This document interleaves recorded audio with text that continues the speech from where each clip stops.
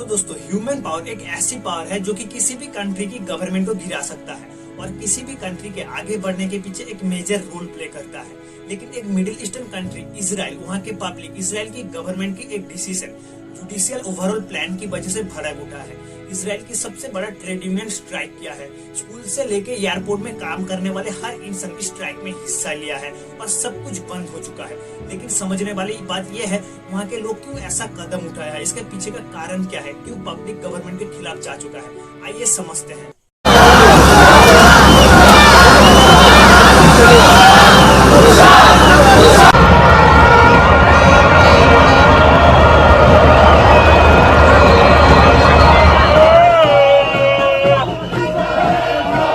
लोगों को ये वीडियो अच्छा लग रहा है तो प्लीज चैनल को सब्सक्राइब कर लेना, क्योंकि आप लोगों का एक सब्सक्राइब मुझे बहुत ज्यादा मोटिवेट करता है। अपने टॉपिक पे वापस आते हैं। इस साल की शुरुआत में जनवरी में इजराइल की जस्टिस मिनिस्टर यारिव लेविन ने एक प्लान किया है जो कि इजराइल की जुडिशियल सिस्टम को बदल देगी। तब से ओपोनेंट्स एंड क्रिटिक्स ने ये बार बार कहा है, ये प्लान इजराइल की डेमोक्रेसी और फ्रीडम को खतरे में डाल सकती है। कहा जाए तो इजराइल में किसी भी प्रकार की रिटन कॉन्स्टिट्यूशन नहीं है। इस कंट्री में basic law and basic rights है और ये पूरी कंट्री बेसिक लॉज के ऊपर डिपेंड करता है। ओपोनेंट्स का कहना है ये प्लान इजराइल की जुडिशियल सिस्टम और सुप्रीम कोर्ट को और भी कमजोर बना देगा। इसके अलावा ये प्लान इजराइल की और भी काफी डेमोक्रेटिक पार्टी को कमजोर करके इजराइल में सत्ता में रहने वाले पार्टी की पूरी शक्ति देकर नियंत्रण और संतुलन को प्रभावित करेगा। और ये पावर मिलने वाला है इजराइल की prime minister Benjamin Netanyahu Likud party को। और इस ओवरऑल जुडिशियल प्लान की संपूर्ण विरोध किया है इजराइल की डिफेंस मिनिस्टर योवा गैलेंट ने, जिसके एक दिन बाद बेंजामिन ने जुडिशियल ओवरऑल प्लान बंद करने के लिए और ओपोनेंट्स के साथ बातचीत करने के लिए गैलेंट को डिफेंस मिनिस्टर पद से हटा दिया था।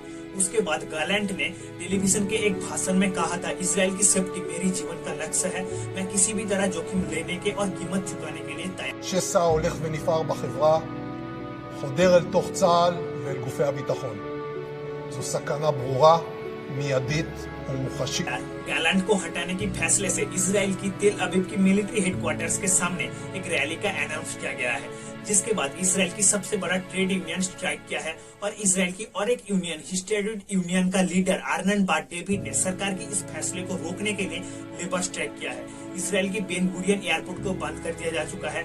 मेडिकल एंड हॉस्पिटल वर्कर्स भी इस स्ट्राइक में शामिल हुआ है। म्यूनिसिपैलिटी एंड लोकल काउंसिल्स ने भी इस स्ट्राइक में हिस्सा लिया है। छोटे मोटे बिजनेस और लोकल अथॉरिटीज ने भी अपनी काम धाम बंद कर दिया है। जैसे लग रहा है ये स्ट्राइक इजराइल की गवर्नमेंट के सामने एक चैलेंज है। पिछले हफ्ते बेंजामिन और ऋषि सुनक का एक मीटिंग हुआ, जहां ऋषि सुनक ने कहा है डेमोक्रेटिक वैल्यूज को बनाए रखना बहुत ज्यादा जरूरी है।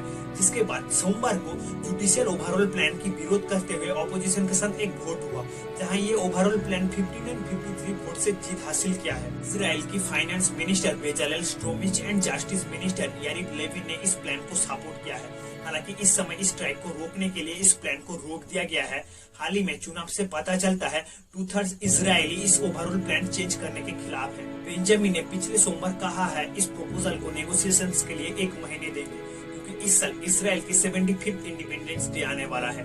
इस पॉलिटिकल फाइट्स की वजह से इजराइल की इकोनॉमी को बहुत बड़ा झटका लगा है।